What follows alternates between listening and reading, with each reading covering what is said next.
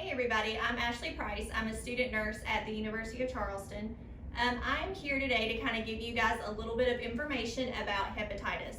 As you can see, there are three different types. Hepatitis A, that's typically something that is with close personal contact with the infected person.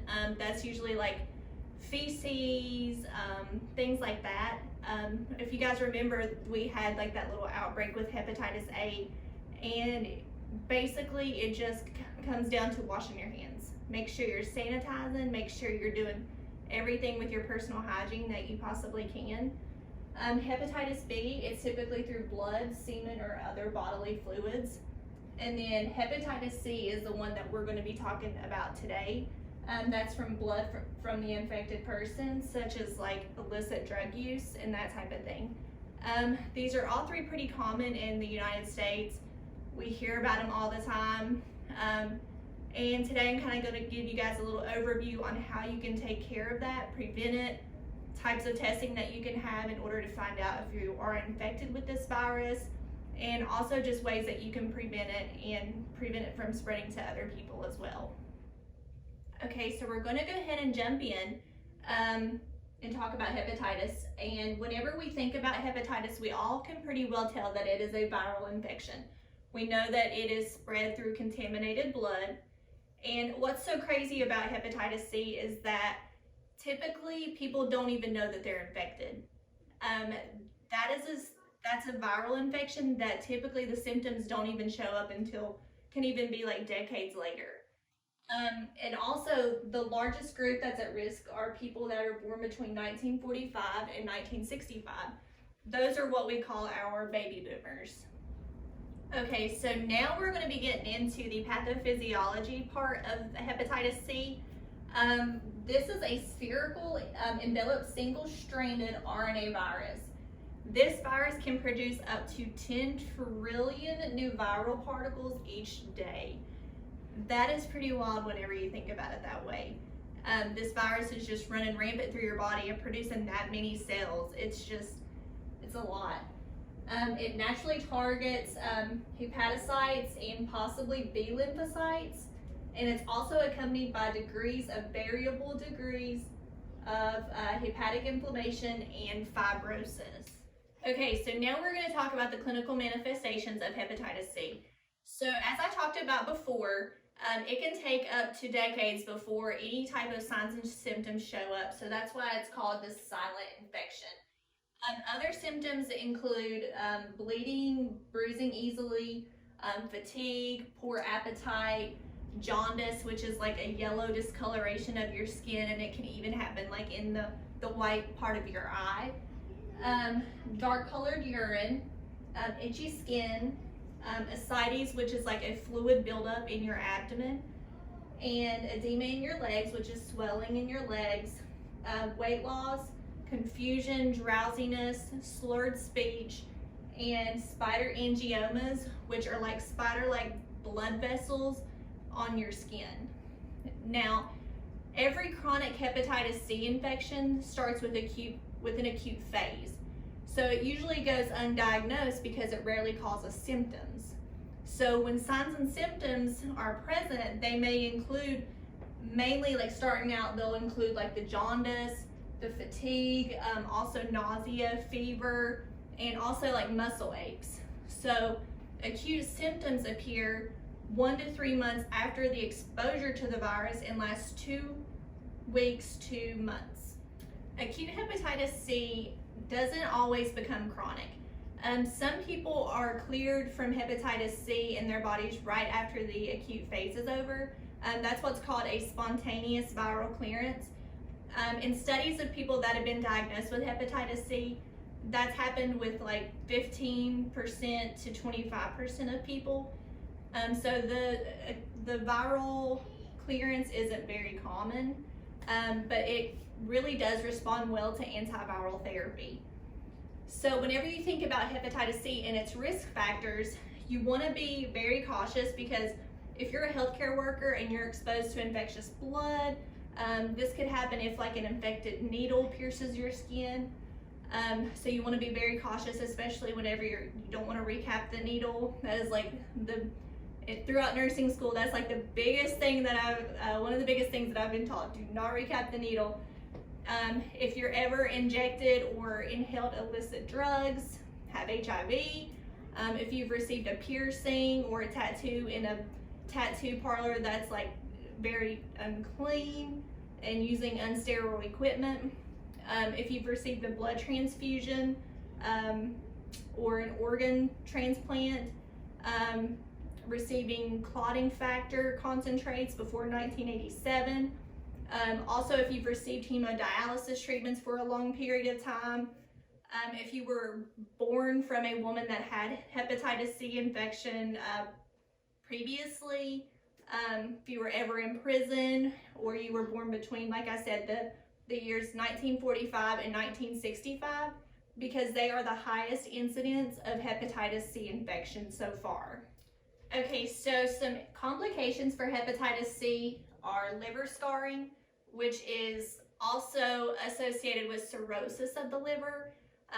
After decades of having the hepatitis C virus, cirrhosis can occur. This scarring makes it difficult for your liver to fight the infection. Cirrhosis, I know many people probably think that cirrhosis is associated with being an alcoholic and that kind of thing, and that was actually something that I thought previously as well.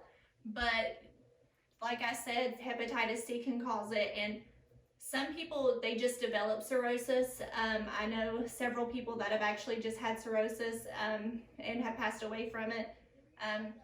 Also, hepatitis C can cause liver cancer, but a small number of people that have hepatitis C develop that, so that's not typically very common. But liver failure, that is typically where the hepatitis C can harm the liver the most. Advanced cirrhosis can also cause your liver to stop functioning as well. Some ways to prevent hepatitis C: first of all, stop using any type of illicit drug, particularly if you inject them. It's just best if you seek help for that kind of condition. There are many places that you can go to receive help for this. You want to be cautious about body piercings and tattoos. Research the places that you're going to go. Make sure they use sterile equipment. Ask them beforehand. If you're not sure, just say, hey, do you guys sterilize your equipment? Do you open up new equipment when you start? Make sure the employees are using sterile needles. And if the employees won't answer your questions, just go somewhere else. Practice safer sex. Don't engage in any type of unprotected sex with like multiple partners or with any partner whose health is kind of uncertain to you. Sexual transmission between monogamous couples may occur, but the risk is low. So there are several diagnostic tests that you can do to see if you have hepatitis C. The first one being an MRE. It's kind of an alternative to the liver biopsy. It uses magnetic resonance technology to see if there's like any stiffness throughout the liver, because any stiffness indicates that there are scarring and it's a result of hepatitis C. Transient elastography. It's another invasive test that is a type of ultrasound. It'll transmit vibrations into the liver, and it measures the speed of the dispersal throughout the liver tissue. That also will estimate how much stiffness is actually going on in the liver as well. And also there is a liver biopsy, which is basically just like a needle that takes a piece of your liver to determine if it is in fact. Of course, there's also like laboratory testing that you can do. There is a blood test called the HCV antibody test, and that is used to find out if someone has ever been infected with hepatitis C. It looks also for antibodies in the blood. Antibodies are chemicals that are released into the bloodstream, and when someone gets infected, that will show positive like in a laboratory test. You can also have a rapid anti-HCV test. They're only available in some healthcare clinics, and they typically take 20 to 30 minutes to get your results. It's basically like a PCR testing, which I'm sure that we've all been hearing a lot about the PCR testing because of COVID. So basically, it's just a PCR test for hepatitis C. Also, if you need any type of additional testing to see if you have hepatitis C, there's a nucleic acid test, which is called an HCV RNA. If it's negative, then that means you were infected with hepatitis, but the virus has kind of cleared from your system, so it's no longer present. And if it's positive, it means that you do now have the virus in your system. There are a lot of treatment options for someone with hepatitis. You can get an antiviral medicine. You can possibly be a candidate for a liver transplant. Depending on how severe your case is, that may be the route that the provider would want to take. There are antiviral medicines that can actually clear the infection from your body from like 8 to 12 weeks, so it's not really a bad kind of time frame. Also, there are vaccinations, but there's only vaccines for Hep A and Hep B at the moment. I know hepatitis C can be cured now, but as far as a vaccination for it, that's not yet readily available.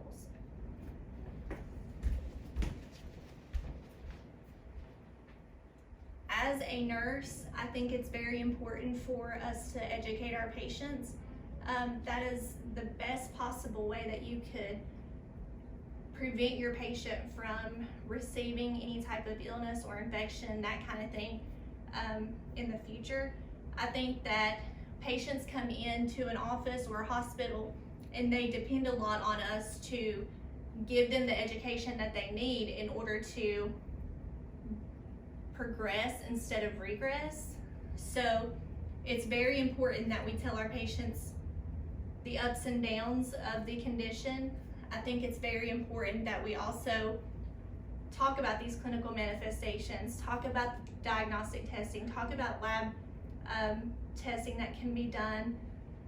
Basically, it's just so important for us to flourish our patient versus send them out the door with them not having any idea of how they could be cured, how they can be treated, what type of treatment plan is in their future.